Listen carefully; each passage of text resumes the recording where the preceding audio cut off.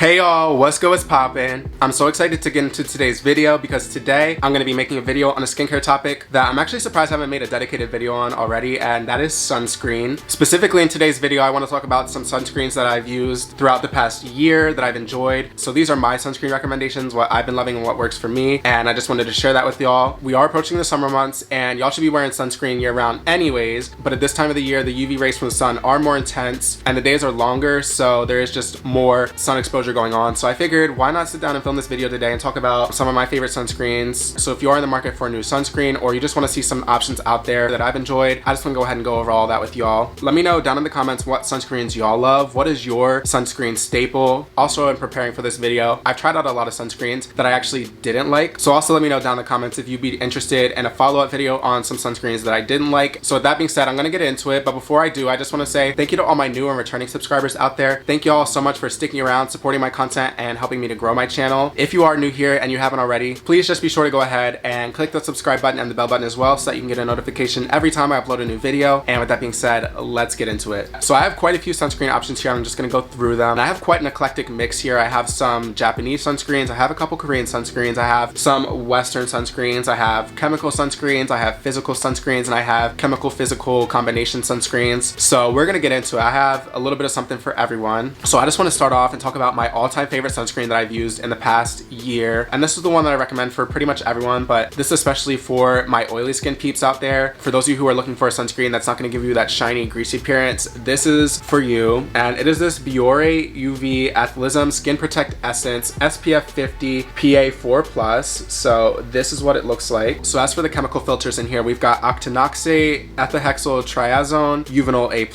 and Tinosorb S. Some other ingredients in here that I love include glycerin and sodium hyaluronate. So looking through the translated ingredients list, at the very bottom of the list, the last ingredient is flavor. Now, I'm assuming that that's a translation error and what they really meant is fragrance, because child, I hope nobody's eating this. But with that being said, if I am correct, this isn't technically fragrance free, but it is the very last ingredient on the ingredients list, so it's included at a pretty minimal amount. And I honestly don't notice a fragrance when I apply this, and it hasn't caused my skin any irritations or issues in that regard. This is actually water and sweat resistant. Not every single recommendation in here I'm going to recommend is water and sweat resistant, and I know that for the summer months especially, y'all might be looking for something that has those qualities. And this has a nice lightweight gel texture. It absorbs in really quickly, dries down really quickly, and it finishes down to this matte finish, but it's not a tightening or drying matte. It's just like I never applied sunscreen at all. Like, it literally just disappears into your skin. So like I said, this isn't drying at all, but it's really not moisturizing either. I do think that you need to layer a moisturizer underneath of this, but because of those qualities, I think that this would be excellent for those with oily skin types, because like I said, it's just going to dry down to a nice natural skin-like finish. It's not going to have that greasy finish that some of these sunscreens can have. It also makes it a really good sunscreen choice for reapplication throughout the day, because y'all are applying every 2 hours, right? So this is what I'm reaching for on those days where it's hot, humid, sticky, and I also use this as my reapplication sunscreen so that I still have a nice fresh skin look. Next we have this Nivea UV Super Water Gel SPF 50 PA3+, and this is what that looks like. So UV filters in here include octinoxate, ethylhexyl triazone, and Uvinol A+.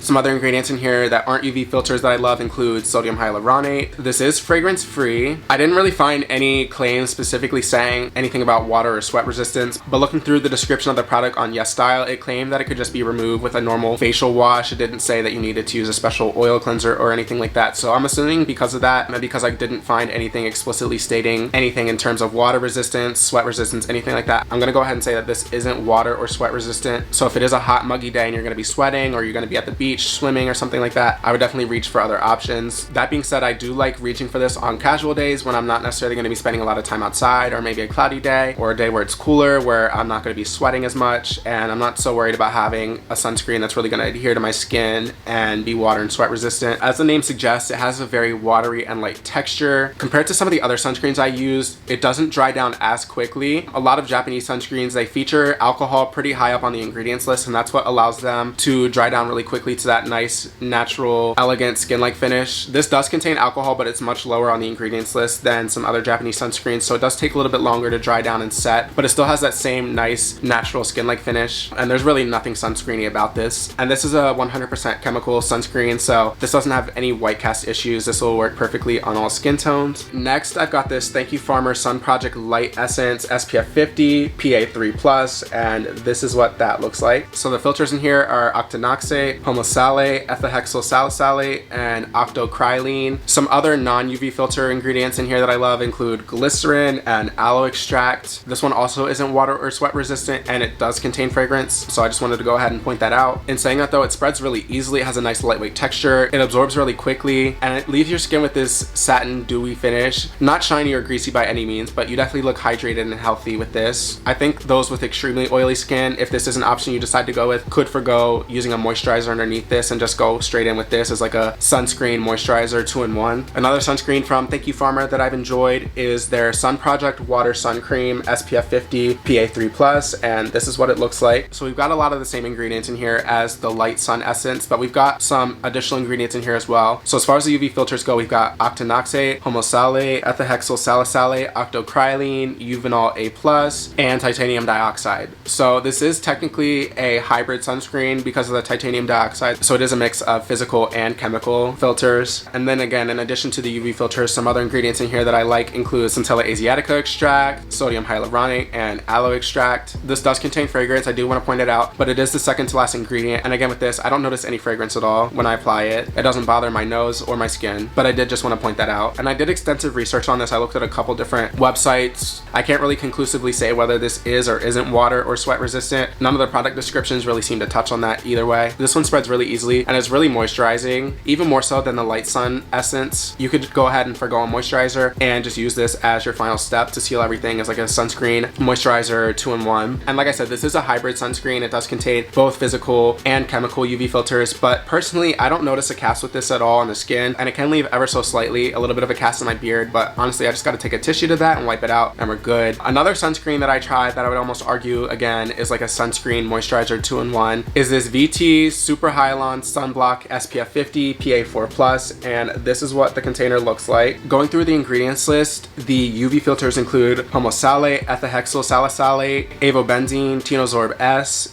and octocrylene. And then some other non-UV filter ingredients in here that I like to see include aloe extract. We've got 8 different molecular weights of hyaluronic acid. We've got green tea leaf extract, and then we've also got polyglutamic acid. I do have to say this does contain a fair amount of fragrance on the ingredients list, but personally I don't really notice a fragrance when I apply it. And just like with the Thank You Farmer sunscreens, again, a lot of the information that I was looking on various websites for this was in Korean, and what I did find in English didn't really touch on whether or not it was sweat or water resistant, so I can't really speak to that. Now this is incredibly moisturizing. Like I said, this does have 8 different molecular weights of hyaluronic acid, which is a humectant ingredient that draws moisture into the skin. It's got a really runny, watery texture. It absorbs in really nice. It's super lightweight. It doesn't feel like anything's sitting on top of the skin once it absorbs in and sets down. And I don't know if you could see in the tube here, but the way the packaging is designed, you got to really use some force to squeeze the product out the tube. So even though it is more of a runny formula, it makes it really hard to over apply the product with this. It will leave your skin really dewy. Personally, I don't mind that look sometimes, but if you are someone with oily skin or you just don't like that look, I do want to point that out. It does dry down to a very healthy but dewy finish. I would argue that this is almost like a moisturizer with SPF. I wouldn't necessarily strictly put this in the sunscreen category. If you want to go ahead and forgo a moisturizer and use this as like a 2-in-1 sunscreen moisturizer, I definitely think that this could fit that. The next sunscreen I want to talk about is this Roto Mentholatum Skin Aqua UV Super Moisture Gel SPF 50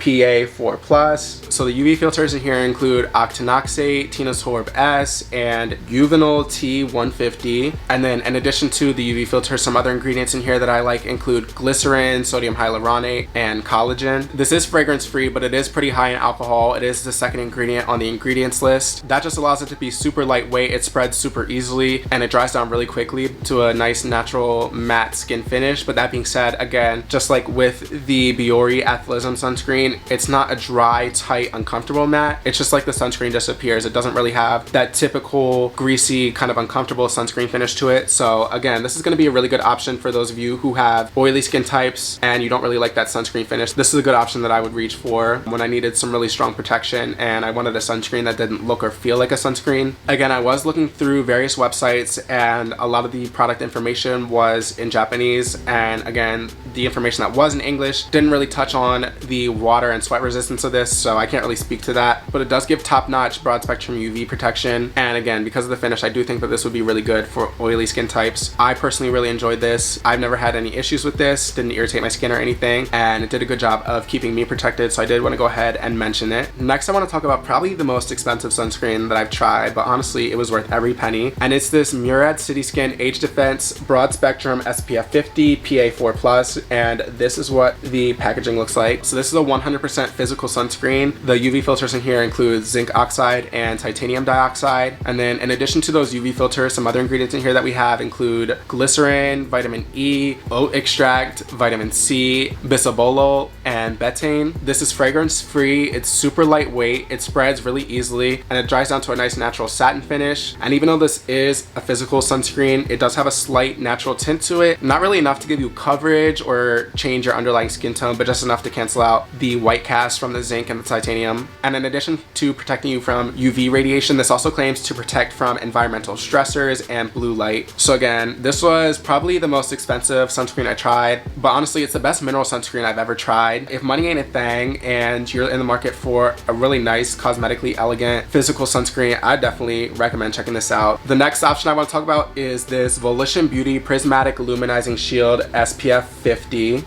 It does say it is broad spectrum, so it is giving you UVA and UVB protection. The UV filters in here include zinc oxide, titanium dioxide, and octinoxate. So again, this is technically a hybrid sunscreen because we have that octinoxate, which is a chemical filter, and then the titanium and the zinc, which are physical filters. And then in addition to the UV filters, again, some skin-loving ingredients that I enjoy include glycerin, sodium hyaluronate, and licorice root extract. This is fragrance-free, thankfully, but based on the research that I didn't see anything as far as claiming it to be water or sweat resistant, so I do want to go ahead and point that out. So this has a nice lightweight watery texture, it spreads beautifully into the skin, and it dries onto a nice luminous but never greasy skin finish. So again, oily skin types, especially those of you who are more adverse to that dewy skin look, this might not be the best for you, but for those of you who have normal to dry skin types, or you appreciate a nice healthy glow, this is definitely going to do that for you. This is that girl. And again, this does contain physical UV filters, but it's got a slight tint to it. Again, the pigment's not really saturated enough that it's going to give you coverage or change your underlying skin tone, but it definitely does help cancel out that white cast that's associated with physical UV filters. And personally on me, it does leave a tiny bit of a cast in the beard, which I can just go ahead and wipe out with a tissue, but on the skin itself, it doesn't leave a cast at all. So I definitely enjoyed this, and I would recommend checking this out if you want a physical sunscreen that's going to give you more of a moisturized, dewy appearance. Another sunscreen that I've really enjoyed is this EltaMD UV Physical Broad Spectrum SPF 41 sunscreen, and this is what it looks like. What really drew me in to this product specifically is that it claims to be recommended for extra sensitive and post-procedure skin. And as someone that has acne prone, somewhat sensitive skin, I'm always on the lookout for options that won't irritate or exacerbate my skin issues, and this one definitely didn't do that. It's really nice and comfortable on my skin and hasn't caused me any issues. It's a 100% physical sunscreen, so we've got that titanium dioxide and that zinc oxide in here again. And then in addition to the UV filters, some other skin loving ingredients I like include linoleic acid and alpha lipoic acid. This is fragrance free, water resistant for 40 minutes. Now the texture of this is a little thicker than the other two physical sunscreens I mentioned so far. Coming out the tube, it is pretty thick, it won't run in your hands, but that being said, it does spread really easily on the skin. It is slightly tinted, but I think that the tint in here is a little stronger than it is and the other two options that I mentioned. So if you are someone with an extremely deep skin tone or a really fair skin tone, this might either wash you out or just make your face look a different color from the rest of your body. But personally on me, this doesn't cause an issue. This looks perfect on me. That being said though, this isn't really the best sunscreen for layering multiple layers. I definitely appreciate this as a lightweight sunscreen on more casual days when I'm not going to be going outside so much, so I don't really need to worry about reapplication. And this was also doing me well in the winter when, you know, the sun's rays weren't as intense, and again, reapplication isn't as big of a deal. This does have a little bit of a cast situation, but just 1 or 2 layers of this absorbs well into the skin and doesn't leave a cast on me, so I still want to recommend this. Another sunscreen that I've really enjoyed is this Bliss Blockstar Invisible Daily Sunscreen SPF 30, and this is what the packaging looks like. So again, this is a 100% mineral sunscreen. It's going to give you broad spectrum SPF 30. The UV filters in here include zinc oxide and titanium dioxide. And then in addition to those UV filters, some other good skin loving ingredients in here that I like to see include blueberry extract, acai extract, green tea extract, sodium hyaluronate, and squalene. So this one is fragrance free. Based on the research that I did looking at a couple different websites, unfortunately it doesn't seem that this one is water or sweat resistant. Again, just like the EltaMD sunscreen, the texture on this is a little bit thicker when it comes out the tube initially, but it blends into the skin beautifully. I don't have any issues spreading it across my face. Again, same situation with this one as the EltaMD. The tint on this does seem to be a little bit stronger. Doesn't really leave a cast or cause any issues for me, but again, for those who have really deep dark skin tones or really fair skin tones, this might wash you out or just make your face look a different color from the rest of your complexion. But if you were within a pretty similar skin tone of me, this probably won't cause you any issues. It hasn't caused me any issues. And unlike the EltaMD, actually I find that with this one I can layer it up pretty heavily and it won't necessarily cause a cast issue. Now texture wise, that's a whole different story. I wouldn't necessarily recommend applying a bunch of layers of this because it'll just look like you got something sitting on your face, but it's not gonna wash you out or leave a cast or anything if you're applying a couple layers. And then with this has a nice satiny finish. It's definitely not dewy by any means, but it's not super drying or matte. It's somewhere in the middle, but I do think this is a great option for all skin types. It's got a bunch of great antioxidants in here that provide a secondary layer of defense against free radical damage. And like I said, it's got a nice satin finish, so it's not so drying that I think it's going to cause issues for dry skin types, but it's not dewy by any means either. So those of you with oily skin types don't have to worry about having that greasy, shiny sunscreen finish. Another sunscreen option that I've really enjoyed is this Kinship Self-Reflect Probiotic Moisturizing Sunscreen, and this is what the packaging looks like on that one.